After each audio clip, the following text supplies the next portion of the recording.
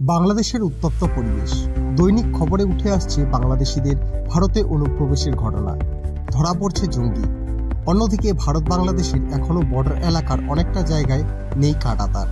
সীমান্তে কাঁটাতারের বেড়া লাগানোর কাজ শুরু হলেও উঠে আসছে বহু সমস্যার কথা।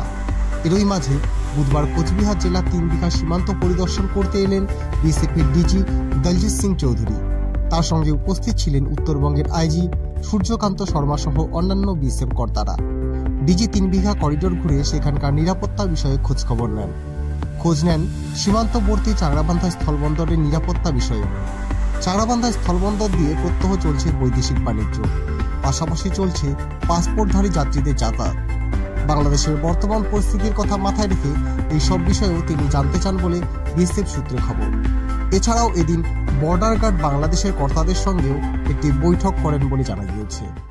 আপনারা দেখছেন নর্থ বেঙ্গল সমাচার, উত্তরের বার্তা, সত্যের পথে।